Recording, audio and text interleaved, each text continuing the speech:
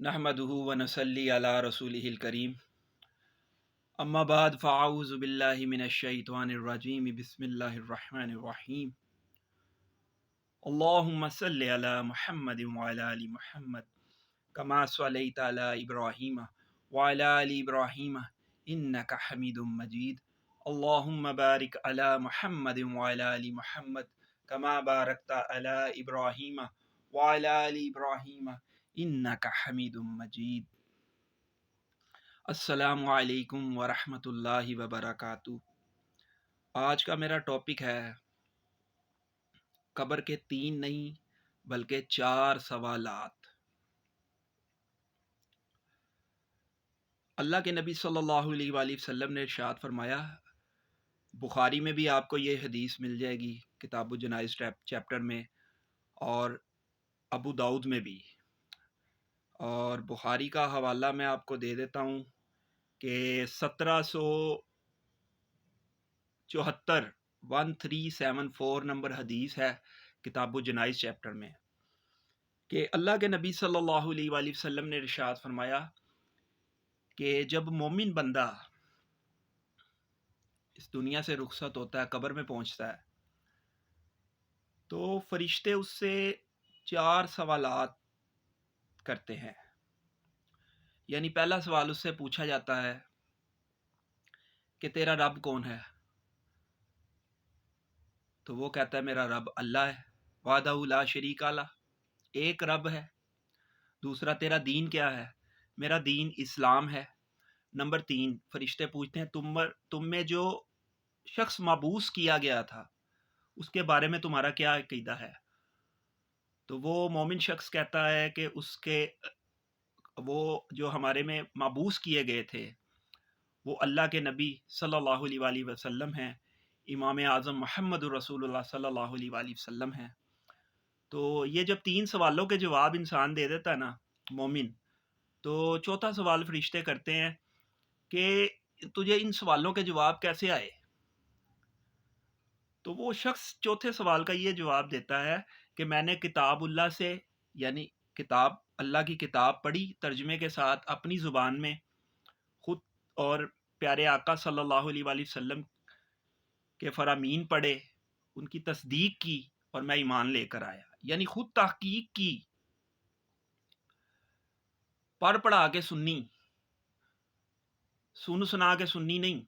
और जब इसी के मुतबादल जब कोई मुनाफिक बंदा इस दुनिया से चला जाता है, तो फरिश्ते जब उससे सवाल करते हैं, पहला सवाल करते हैं तेरा रब कौन है? जवाब नहीं आता मेरे भाइयों।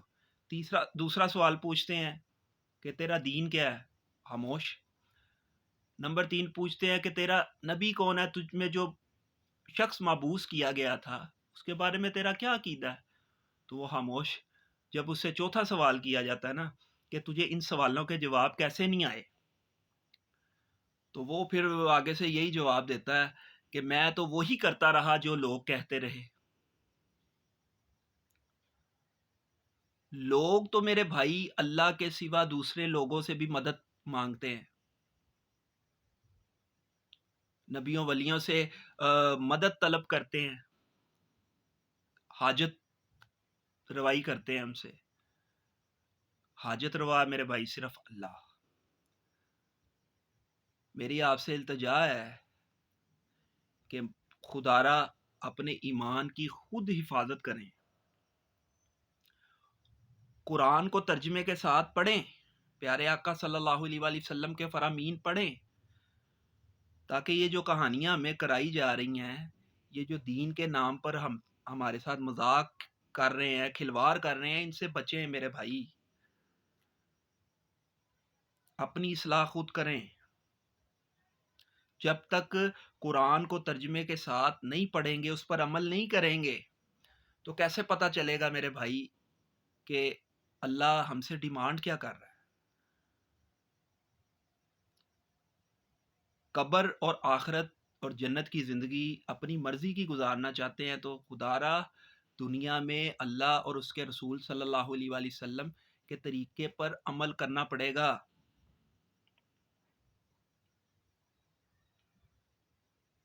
پیارے آقا صلی اللہ علیہ وآلہ وسلم کی زندگی ہمارے لیے بہترین نمونہ ہے۔ حاجت روا میرے بھائی صرف ایک اللہ، جس کا کوئی معبود نہیں، اور بہترین پیر امام اعظم محمد رسول اللہ صلی اللہ علیہ وآلہ وسلم۔ لہٰذا میری آپ سے التجا ہے کہ خود تحقیق کریں اور یقین جانیں اپنا ایمان بچائیں، موت کبھی بھی آ جائے گی۔ اللہ سے دعا ہے جو کچھ میں نے کہا مجھے اور آپ کو اس پر عمل کی توفیق عطا فرمائے، اور ان دین کی باتوں کو ہمارے دلوں میں راسخ فرمائے۔ جذبات میں کوئی بات میری بری لگی ہو تو اللہ ہم سب کے دلوں سے محف فرمائے۔ وما علینا الا البلاغ المبین۔